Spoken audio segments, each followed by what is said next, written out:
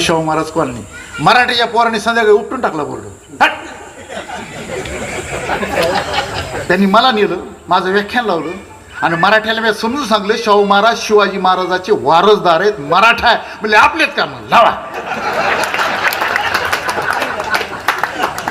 आणि बाबासाहेबांना सांगितलं शाहू महाराजांची जयंती सणाप्रमाणे साजरी करा. या देशात शाहूचा विचार जीवन ठेवला बाबासाहेबाच्या लोकांनी बांधवांना. आम्हाला तर माहीतच नाही.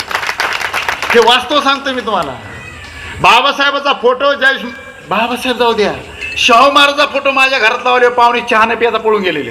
ह्यानं धर्म बदलला काय म्हणजे बाबासाहेब तर लई पुढची किस्सा झाला. हे वास्तव सांगतोय मी. अज्ञान. बाबासाहेबांनी ज्याच्या राज्यघटनेमुळं आमच्या देशामध्ये निवडणुका होतात, कारभार चालतो सगळा. किती जण आहे राज्यघटना हातवरी का? 1 2 3 4 5 6 7 8 9 10. धन्यवाद.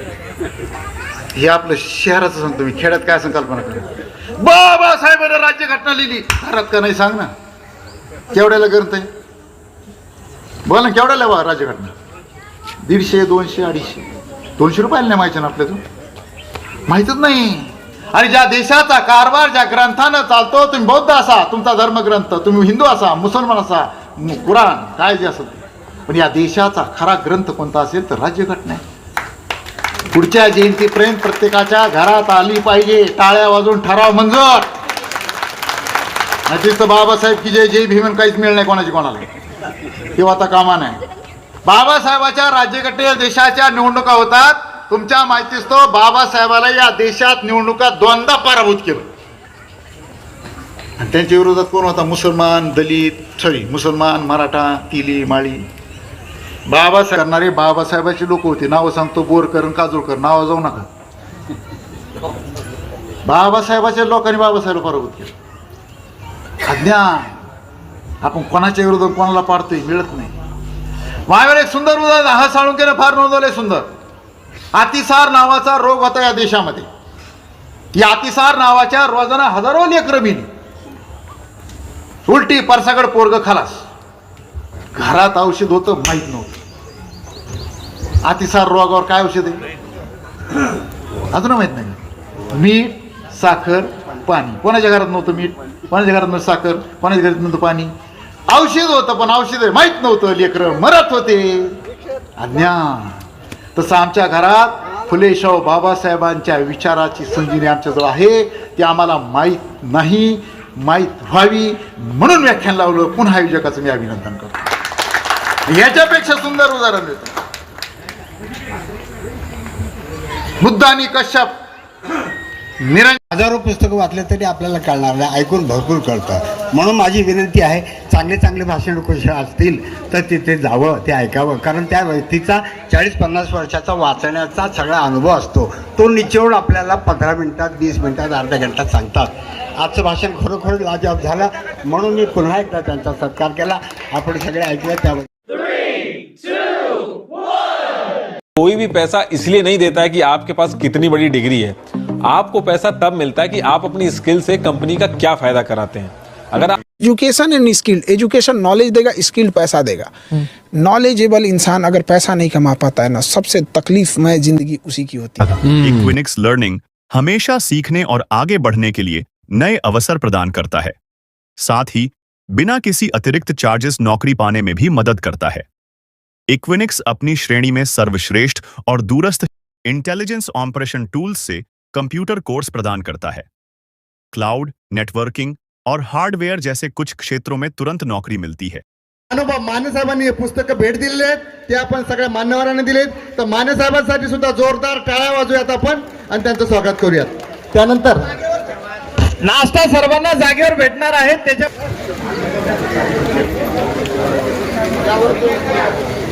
आजच्या आपल्या या दोन्ही महामानवाच्या जयंतीच्या निमित्त व्यासपीठावर उपस्थित खरोखर ज्यांचं आपण आत्ता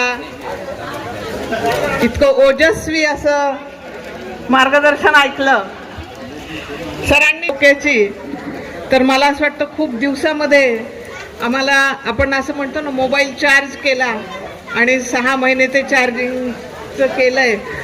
तसं आम्ही आता रिचार्ज झालेलो आहो आणि हे ऐकून खरोखर आम्हाला पुढे जे काही आमचं थोडंफार अज्ञान असेल किंवा ज्ञानामध्ये भर पडायची असेल ती नक्कीच पडलेली आहे. सर, इथून पुढे मला असं वाटतं की तरुण पिढी जी आहे त्यांच्यासाठी आपलं हे व्याख्यान झालं पाहिजे. आणि आपण जे भारतीय सांगितलं तर राष्ट्रभक्ती, देशभक्ती यामध्ये खरोखर आपण सगळ्यांनी लक्ष घातलं पाहिजे असं मला वाटतं. कारण आज आपण टी व्ही लावला, रेडिओ लावला, काही लावा बघा, गाडीत बसले बसले आपण ते लावलं ना तर प्रेम आणि प्रेम ह्याच्याशिवाय दुसरं काही या तरुण पिढीला ऐकायला येत नाही. तर म्हणून राष्ट्रभक्ती, देशभक्ती आणि भारतीयत्व यासाठी मी स्वतःच खरं म्हणजे मला असं वाटतं की मी ते आता आयोजन करेल आणि सरांना विनंती करते की आपण जर अशा आयोजनाला नक्की यावं आणि आपलं मार्गदर्शन द्यावं. खरोखर खूप चांगल्या गोष्टी ऐकायला मिळाल्या, खूप उशीर झालेला आहे, पण एवढं एक सांगेल की ज्या महामानवाच्या जयंतीनिमित्त या उत्सवानिमित्त आपण एकत्र आलो आहोत तर त्याची जन्मभूमी, शिक्षाभूमी, दीक्षाभूमी आणि महापरिभूमी या सगळ्याला आपण एकदा जाऊन आलं पाहिजे. आणि तिथली जसं सरांनी म्हणलं की डोक्याला माती लावली, पण या मातीमध्ये फरक आहे, या मातीमध्ये फरक आहे. तिथं जाऊन डोक्याला माती लावायची म्हणजे काय की तिथले विचार आपण घ्यायचे आणि आपण सगळ्यांनी ते नक्की केलं पाहिजे. वागळे सर, आपण मला इथं बोलवलं आणि आपण सगळ्यांनी इथे मला संवाद करण्याची संधी दिली. संवाद करण्यापेक्षा आज मला जे ऐकायला मिळालं खरोखर खूप दिवसांनी ऐकायला मिळालं. पुन्हा एकदा आपलं सगळ्यांचं मनापासून ऋण व्यक्त करते. धन्यवाद. जय हिंद, जय महाराष्ट्र. तथागत भगवान गौतम बुद्ध, महावीर, त्याचबरोबर सम्राट अशोक, छत्रपती शिवाजी महाराज, महात्मा ज्योतिबा फुले, राजश्री शाहू महाराज, भारतरत्न, भारत भाग्यविधाता, बोधिसत्व डॉक्टर बाबासाहेब आंबेडकर, त्याचबरोबर या भूमीवर जन्मलेल्या त्या सर्व संतांना, महान लेखांना, या धरतीच्या भूमिपत्रांना मी या ठिकाणी अभिवादन करतो, नमन करतो, ज्यांनी या देशामध्ये, या जगामध्ये मानवता प्रस्थापित करण्यासाठी आपलं जीवनाचं बलिदान या देशासाठी दिलं. वेळ झालेला आहे. प्रदीपदादा साळुंखेने या ठिकाणी अतिशय चांगल्या पद्धतीने आपल्या सर्वांना मार्गदर्शन केलेलं आहे. दादा, आपण सांगितलं की जयंती पहिले आंबेडकरांची सुरू झाली आणि नंतर शिवाजी महाराजांची सुरू झाली, या महाराष्ट्राची अस्मिता, परंतु तिचा नंबर नंतर लागला. या गार्डन मध्ये पण तसंच झालं. सर्वात पहिले जयंती छत्रपती शिवाजी महाराजांची, महात्मा फुलेंची आणि डॉक्टर बाबासाहेब आंबेडकरांची आमच्या ग्रुपच्या माध्यमातून सर्वात पहिले या गार्डन मध्ये सुरू झाली. तिघांची संयुक्त जयंती मागच्या 3 वर्षापूर्वी घेतली. त्यानंतर या गार्डन मध्ये मग आम्ही छत्रपती शिवाजी महाराजांची जयंती, डॉक्टर बाबासाहेब आंबेडकर, महात्मा फुल्यांची जयंती घेतली. हा 3रा वर्ष आहे दादा की आम्ही 3रं वर्ष यावेळेस जयंतीचं साजरा करतोय. आणि ह्या जयंती साजरा करत असताना फक्त जयंती साजरा करू नये, आपण एक आपल्या भाषणात म्हणाले का आपल्या स्वतःला सुधारलं पाहिजे. भगवान बुद्धांनी सांगितलं आत्मदीप भव. आपण जर स्वतः सुधारलं तर आपण समाज सुधारू शकू, आपण देश सुधारू शकू. आणि त्यामुळे या भौतु सबमंगलम ग्रुपच्या माध्यमातून या गार्डन मध्ये आम्ही स्वतः सुधारण्याची पद्धती सुरू केली आणि दररोज या ठिकाणी 7:45 ते 8:30च्या दरम्यान या ठिकाणी ध्यान घेतलं जातं. स्वतःला सुधारण्याची एकमेव पद्धत म्हणजे ध्यान आहे आणि ती ध्यान आम्ही या ठिकाणी करतो. नुसतं ह्याच गार्डन मध्ये नाही, पिंजरकर साहेब N12च्या गार्डनहून आलेले आहेत, त्याचबरोबर आमचे दाभाडे साहेब, गंगावणे साहेब, उत्तम जाधव साहेब, हे सर्व लोक त्या ठिकाणी आलेले आहेत. त्याचबरोबर नाश्त्याची व्यवस्था N12च्या गार्डनच्या लोकांनी या ठिकाणी केलेली आहे. तर ते त्या ठिकाणी सुद्धा ध्यानाचं एक केंद्र चालतं. जवळपास 70-80 लोक दररोज ध्यान करतात. अरे इधर से भारी आ रहा. स्वराज्याचे संस्थापक छत्रपती महात्मा ज्योतिबा फुले, राजर्षी शाहू महाराज आणि डॉक्टर बाबासाहेब आंबेडकर या महान विभूतींना मी वंदन करतो. व्यासपीठावर उपस्थित आजचे आकर्षण प्रदीपदादा साळुंके, ज्यांच्या इथं येण्याने काही लोक आकर्षित झाले आणि काही पळून गेले, असे व्यक्तिमत्व. त्याशिवाय सर्व सन्मान्य व्यासपीठ या ठिकाणी उपस्थित शिवशाहू फुले आंबेडकर यांच्या विचारांना मानणारे माझे सर्व बांधव. खरं म्हणजे आम्ही गुरु ब्रह्मा गुरु विष्णू गुरुना श्रेष्ठ मानतो आणि आज आम्ही गुरु आणि शिष्य या दोघांची जयंती एकत्रितपणे साजरी करत आहोत. हा खूप मोठा योग असा आहे की दोन एप्रिल महिन्यातले जन्मलेले आहेत. Mahatma Jyotiba Phule 11 April, Babasaheb 14 April. खूप मोठा संयोग आहे सर. या दोघांनी एकमेकाला पाहिलेलं नाही. 1890 मध्ये ज्योतिबा फुले एक्सपायर्ड झाले आणि 1891 मध्ये डॉक्टर बाबासाहेब आंबेडकरांचा जन्म झाला. तरी डॉक्टर बाबासाहेब आंबेडकरांनी महात्मा फुले यांना गुरु मानलेलं आहे.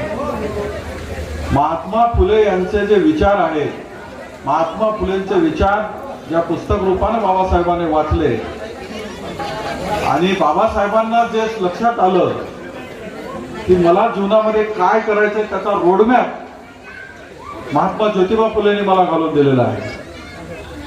महात्मा ज्योतिबा फुलेंनी सरांनी जसं सांगितलं 14व्या वर्षापासून जरी शिक्षणाला सुरुवात केली असली, जो समाज सुधारणेचा रोडमॅप आहे, शेतकऱ्यासाठीचा आंदोलन असो. सर, आज महात्मा ज्योतिबा फुले आणि डॉक्टर बाबासाहेब आंबेडकर यांची संयुक्त जयंती घेण्यामागचा उद्देश काय? आज जर बघितलं तर देशामध्ये प्रत्येक व्यक्तीला जे बघायचा जो दृष्टिकोन आहे हा एका जातीच्या चष्म्यातून आहे, एका पार्टीच्या चष्म्यातून आहे. परंतु आम्ही भौतू सबमंगलम ग्रुपच्या माध्यमातून आम्ही म्हणतो की नफरत की दुनिया में मोहब्बत की दुकान. तर ही मोहब्बत की दुकान चालवण्यासाठी सर्व समाजाच्या लोकांना एकत्र करण्यासाठी आणि महामानवाचा जो विचार आहे हा खऱ्या अर्थाने देशाला पुढे घेऊन जाणारा विचार आहे. तो या देशामध्ये मानवता प्रस्थापित करणारा विचार आहे आणि आज या घडीला या विचाराची अत्यंत आवश्यकता आहे आणि तो विचार आम्ही पेरण्यासाठी या ठिकाणी गार्डनच्या माध्यमातून या सिडकोमधली सगळ्यात मोठी जयंती आम्ही या ठिकाणी साजरे करतो. दरवर्षीप्रमाणे या ठिकाणी ही जयंती साजरा होते. सर्व समाजाचे लोक या जयंतीमध्ये सहभागी होतात आणि सहभागी होऊन भारतीय राज्यघटनेला अपेक्षित समाज जो आहे तो समाज निर्माण करण्याचं काम एक उदाहरण या ठिकाणी या बॉटनिकल गार्डनच्या माध्यमातून आम्ही देतो आणि त्यामुळं ही जयंती आम्ही प्रत्येक वर्षी साजरी करतो. या जयंतीच्या निमित्ताने विविध जे ग्रुप्स आहेत, भौतू सबमंगलम ग्रुप, SP ग्रुप, त्याचबरोबर योगासनं ग्रुप, असे विविध ग्रुप्स याच्यामध्ये सहभागी होतात आणि या सिडकोमध्ये एक आगळं वेगळं चित्र आम्ही या ठिकाणी निर्माण केलेलं आहे की सर्व समाज या देशातला जो संविधानाला अपेक्षित असणारा नागरिक आहे, जो महापुरुषांनी दिलेले विचार आहे त्या विचारावर चालण्याचं काम या जयंतीच्या माध्यमातून आम्ही करतो आणि या भारतामध्ये हा विचार प्रबळ होण्यासाठी ही जयंती दिवसेंदिवस प्रत्येक वर्षी अजून मोठ्या स्तरावर करण्याचा आमचा प्रयत्न आहे. आणि आता आम्ही या N8मधून सुरू झालेली ही क्रांती जी N12 मध्ये गेली, आता अजून विविध गार्डन्समध्ये शहराच्या या पद्धतीने ही ध्यानाच्या मोहिमेने आम्ही लोकांमध्ये एक प्रेम भाईचारा निर्माण करण्याचं काम या ठिकाणी करत आहोत आणि हे काम पुढे घेण्यासाठी आम्ही जनतेलाही आवाहन करतो की त्यांनी आमच्या ग्रुप्सला आपण जुळावे आणि ह्या देशाला, या भारतीय संविधानाला अपेक्षित समाज निर्माण करण्यासाठी सर्वांनी एकत्र यावं. जय हिंद, जय भारत, जय भीम.